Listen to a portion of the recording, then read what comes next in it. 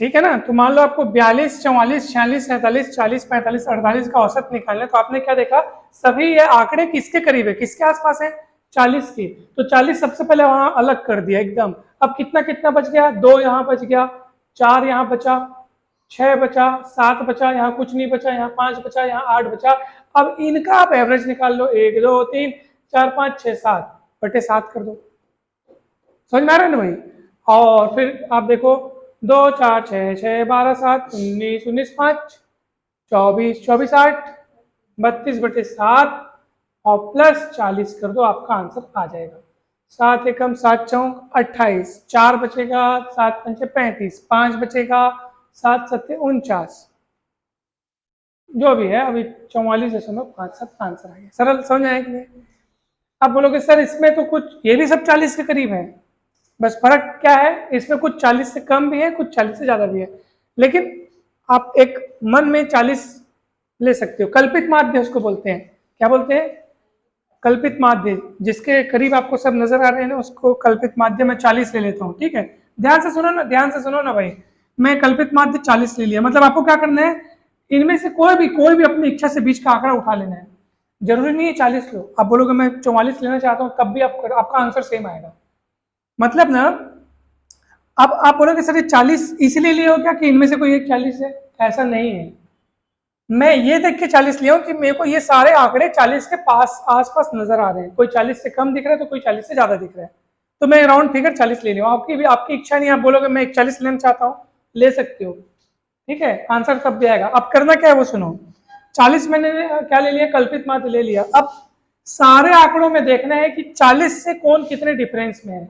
ये 40 से 3 कम है तो -3 लिखना पड़ेगा, ये 40 से 5 कम है तो -5 लिखना पड़ेगा, ये 40 से तो 2 प्लस लिखना पड़ेगा, ये 40 40 सही है 0, ये 40 से 4 कम है, 40 से 4 ज्यादा है, 40 से ये बटा 1 2 3 4, हाँ -2, हाँ 1 2 3 4 5 6 7 8 9, 9 आंकड़े हैं। क्लियर है।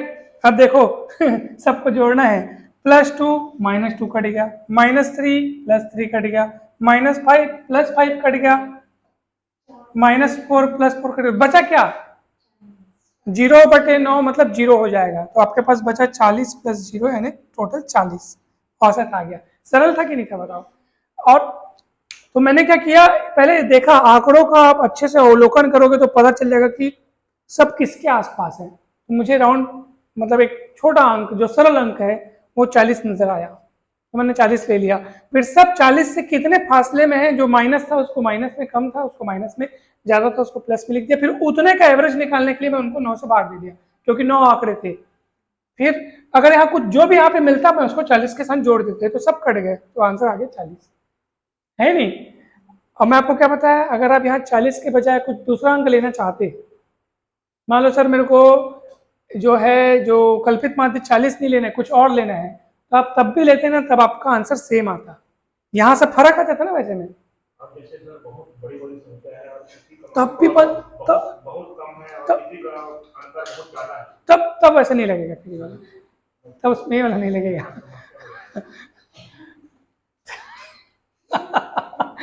मान लो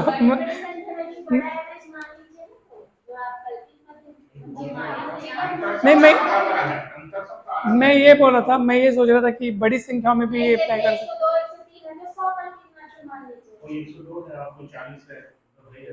ऐसा मतलब जैसे कोई कोई एक 2000 है, कोई एक 2 है, कोई 5 है, कोई 540 है, इस टाइप से नहीं आता है। हाँ, अच्छा सुनो ना, अगर यहाँ पे मान लो आप 41 लिखे रहते तो क्या होता, मान लो मैं कल्पित माध्य मतलब जो आसपास, जिनके सब आसपास है, मैं 40 सोच के 40 लिख लिया, अगर 41 लिखे रहते तो आंसर आता, आता कैसे आता देख लो, तसल्ली देख लो। यहाँ कितना था बताओ, 37, अब 41 से कितना कम है, 4, तो -4 करके लिखना पड़ेगा आपको, -4 करके लिखना पड़ेगा, -6 है नहीं, सुनो ना, -4 -6 फिर क्या होगा, 42 में क्या आता, +2, पर +1, फिर क्या था 40 में क्या था -1, फिर क्या था 36 में क्या था, 36 कम है, 41 से कम है, -5 कम है, समझ में आया नहीं भाई। फिर क्या होगा 44 41 से 3 ज़्यादा है, फिर 43 +2, फिर कहाँ गया, हाँ +3 4 सर 4, फिर क्या आएगा 38 -3 बटा 9। देखो +3 -3 कटेगा, +4 -4 कटेगा, और कौन कटेगा +1 -1 कटेगा, -6 -5 कितना होगा -11, -11 +9 -9, -9 बटे 9 कट जाएगा तो -1 बचेगा, 40 आ गया आंसर है नहीं। तो आप ये कल्पित माध्य अपनी इच्छा से कुछ भी ले सकते हैं। समझ में आया कि नहीं बताओ, अच्छा चीज था नहीं। चलो अब हम बढ़ते हैं आगे। टाइम देखो, टाइम कितना हो गया 8:40 ना, हाँ तो अभी 9 तक पढ़ लेते हैं ना, 5-10 मिनट और पढ़ लेते हैं। कौन लोग 10th वाले लोग को मैं मना कर दिया, कुछ दिन और रुक जाओ बोला, 2 ही लोग 3 लोग हैं तो मैं बोला कुछ दिन और रुक जाओ। चलिए अब सुनिए ध्यान से मेरी बात, ध्यान से देखिएगा। मान लो एक कक्षा है जिसमें 80 विद्यार्थी हैं,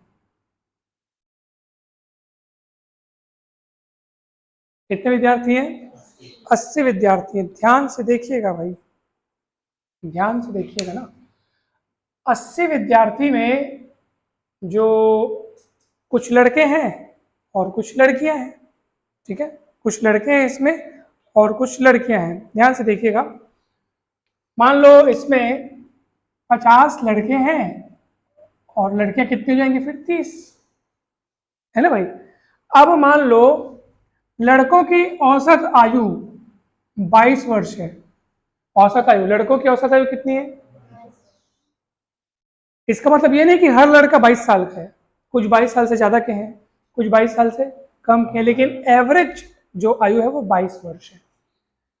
लड़कियों की औसत आयु मान लो है 20 वर्ष, लड़कियों की औसत आयु कितनी है 20 वर्ष, लड़कों की औसत आयु है 22, लड़कियों की 20 वर्ष। पूरे कक्षा की अगर मेरे को एवरेज, ये पूरे कक्षा की नहीं है, ये सिर्फ लड़कों की एवरेज आयु है, ये सिर्फ लड़कियों की एवरेज आयु है, लेकिन पूछा क्या है में से पूरे कक्षा की एवरेज आयु कितनी, पूरे 80 लोगों में अगर एवरेज आयु पता करनी है तो कितनी होगी। ध्यान से देखिए, लड़के लड़की अलग अलग संख्या में, लड़के 50 है लड़कियां 30 हैं, तो एवरेज आयु कैसे पता करोगे बताऊं। सबसे पहले तो आप लड़कों की कुल आयु पता करो, लड़कियों की कुल आयु पता करो, फिर उसको कुल संख्या जो दोनों को जोड़ के फिर कुल संख्या से भाग दो, तब एवरेज निकलेगा। ध्यान से देखो कैसे होगा ये काम।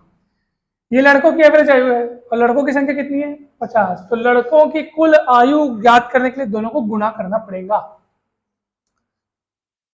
22 पंचे 110, 1100 आएगा, ठीक है। ये क्या निकला आपका, क्या निकला ये लड़कों की कुल आयु। तो लड़कों की कुल आयु कैसे पता चलेगी, लड़कों की औसत आयु और लड़कों की संख्या प्लस प्लस अब लड़कियों की कुल आयु ज्ञात की जाएगी। ये कैसे पता चलेगी, लड़कियों की औसत आयु और लड़कियों की संख्या कितनी आएंगी 600।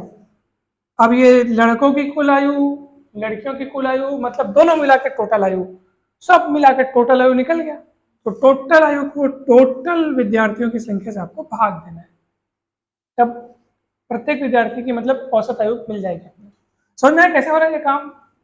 तो 1100 और 600 कितना होगा 1700 बटे 80 करोगे, ये कटेगा, 8 एक कम 8 दूनी 16 हो जाएगा, एक बचेगा 10 हो जाएगा, 21.7 85, ठीक है। ये हो गया औसत।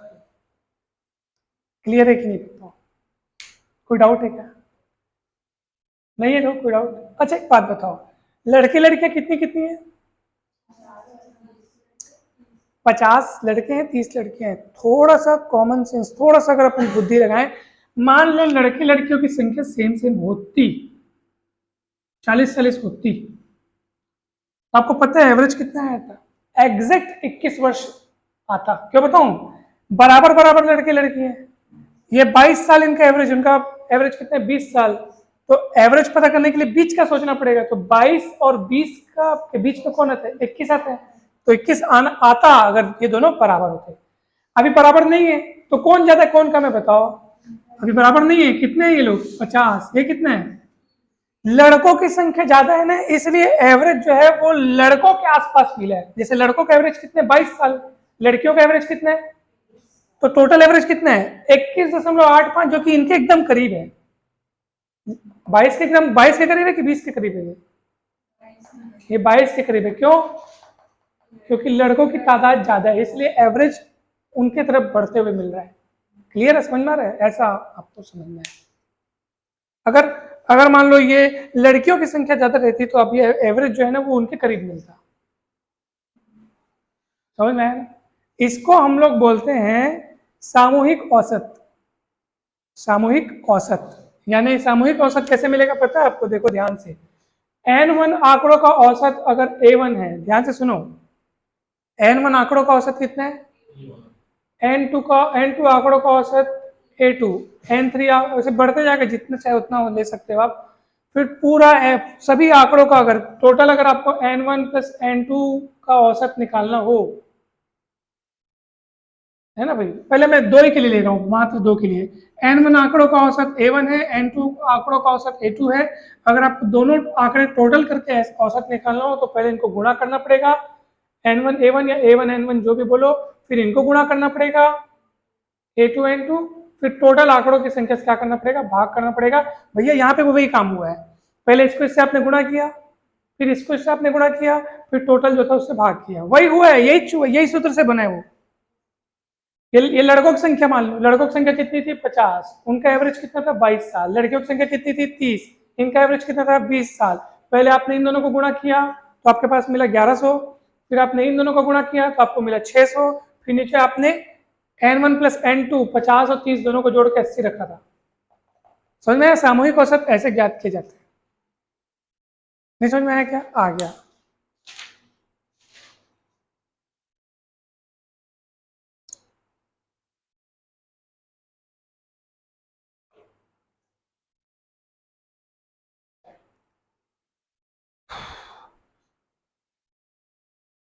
हम्म।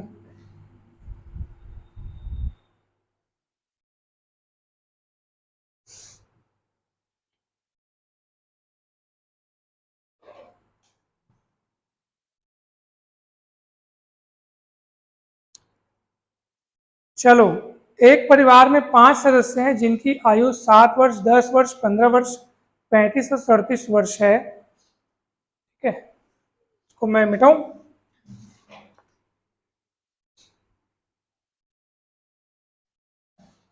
एक परिवार में 5 सदस्य हैं जिनकी आयु में लिखता हूं, एक की है 7 ईयर्स, दूसरी की है 10 साल, तीसरे की है 15 वर्ष, ठीक है, और चौथे की है 35 वर्ष, और फिर है 37 वर्ष। एवरेज पता करो। तो आप ऐसे मत बोलना सबको जोड़ के 5 से भाग दो, हालांकि वैसे आंसर आ जाएगा, लेकिन आपको उससे बनाना है कल्पित माध्य। कल्पित माध्य मतलब समझ रहे हैं ना? कल्पित माध्य मतलब वही बीच का एक हाथ कोई सोच करके फिर विचलन देखना है आपको। एवरेज कुछ ले लो अपने मन से। कल्पित माध्य, एज्यूम्ड मीन उसको बोलते हैं, जिसको आप एज्यूम कर रहे हो अपनी इच्छा से जो ले रहे हो।